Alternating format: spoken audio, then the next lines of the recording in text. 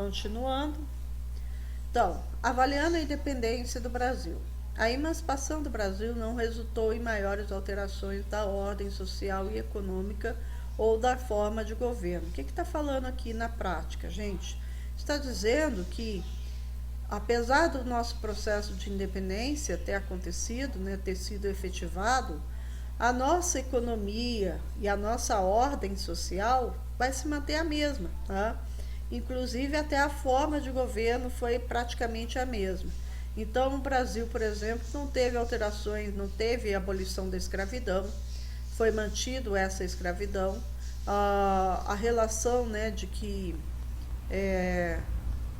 a relação da propriedade da terra, né, como fonte de poder se manteve, a dependência, né, do Brasil ser agroexportador vai se manter também, ou seja, o Brasil era um agroexportador durante o período colonial e vai continuar sendo depois do processo da independência, agora com o carro-chefe, que vai ser o café, a produção do café.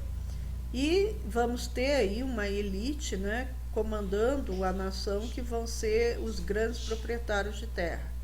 E a forma de governo adotada foi a monarquia, monarquia essa que vai se tornar bem autoritária. Vocês vão ver aí com a formulação da Constituição do Brasil. A independência do Brasil não foi aprovação unânime em todo o território brasileiro. Houve províncias contrárias ao governo do Rio de Janeiro e fiéis a Portugal. Aquilo que eu havia falado para vocês no final do outro vídeo é que houve reação contrária à nossa independência dentro do nosso país, tá? Então, teve província que não aceitou o processo de independência e quis se vincular novamente a Portugal. Mas como que isso acontece? Isso acontece porque essas províncias eram governadas por portugueses, que se consideravam fiéis à corte portuguesa e não a Dom Pedro I. E quando eles souberam que Dom Pedro havia declarado a independência do Brasil, eles então vão se opor ao ponto de entrar em guerra contra o Brasil, tá? Porque Dom Pedro não vai deixar isso barato. Então vai ter uma guerra assim no Brasil pela independência, mas, né, no sentido de que Dom Pedro vai lutar para que isso permaneça e não o contrário, tá? Não para que volte às mãos de Portugal. Então, aqui Dom Pedro chegando no Rio de Janeiro, aclamado pela população, mas as pessoas, os historiadores duvidam que isso tenha realmente acontecido, porque a notícia nessa época, gente, ela demorava a chegar no ouvido das pessoas. Por exemplo, teve províncias no Brasil, as mais afastadas, no Nordeste, por exemplo, no Norte, que ficaram sabendo do processo de independência meses depois, porque a comunicação ela não era rápida, né? Ela acontecia de forma lenta, né? Porém, quando ele chega no Rio de Janeiro, começa um burburinho que vai se comprovar dias depois, tá?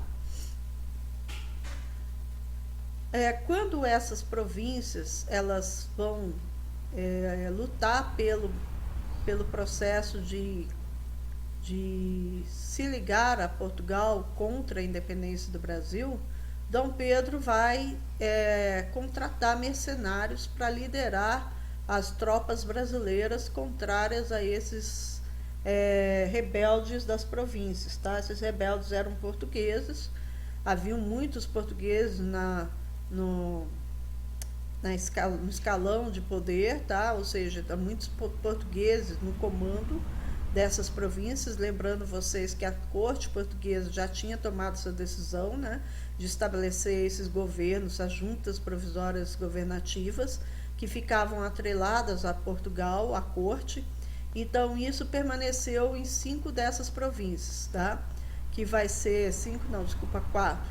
Vão ser Bahia, Pará, Maranhão e Cisplatina, aqui, ó, como vocês estão vendo, tá? Bahia, Pará, Maranhão e Cisplatina. Pará que era o Grão-Pará, então seria hoje, né, Amazonas e o Pará. A Cisplatina, gente, é onde hoje é o Uruguai, né? Mas em 1821 tinha sido anexado ao Brasil E em 1823 o governante de lá, que era português, estava se declarando contra a nossa independência. Aí eclodiu essas revoltas armadas, onde a ideia deles era separar-se do Brasil e se religar a Portugal. Dom Pedro, para não deixar acontecer o que aconteceu com a América Espanhola, que seria a fragmentação do nosso território, ele contratou esses mercenários, entre eles Pedro Labatut, que chegou a lutar também aqui na América Espanhola, o Lord Cochrane, que era, se eu não me engano, acho que irlandês, ou inglês, tá? Pedro Labatut, ele era francês, e eles vão comandar as tropas do Brasil.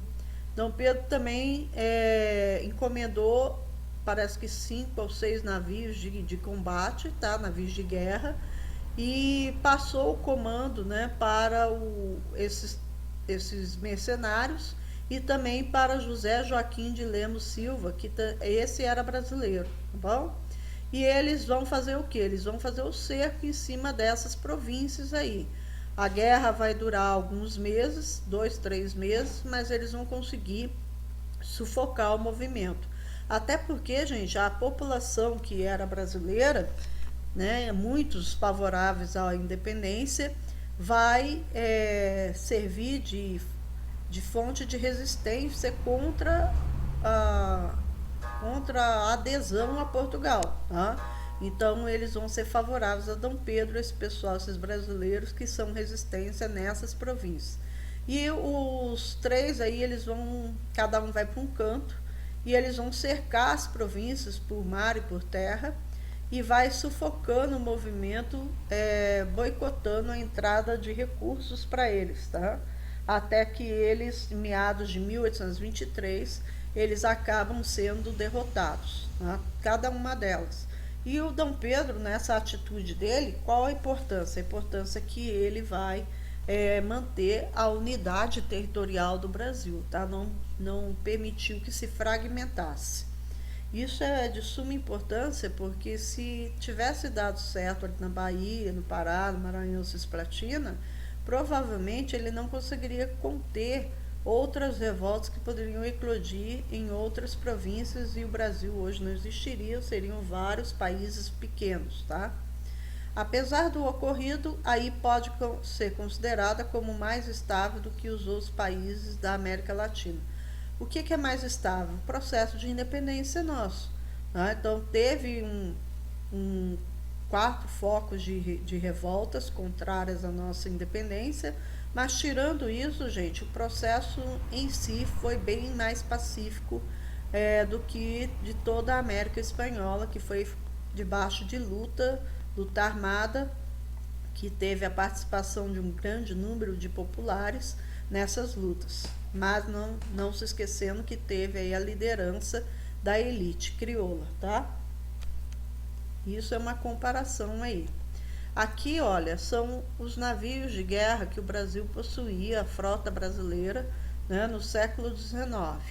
Então, aqui nós vamos ter, né, os navios de linha, que são esses maiores aqui. A frota brasileira tinha um, a frota portuguesa tinha outro. Tá? Aqui são as fragatas, 2 para cada lado também.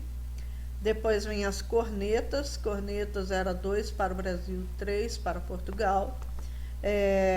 A brigue, desculpa, a fragata aqui também, 4 para o Brasil e 6 não, peraí, gente, 10 para Portugal, tá? E aqui nós vamos ter as brigues, né? 3, 5 brigues para o Brasil e cerca de 3 brigues para Portugal.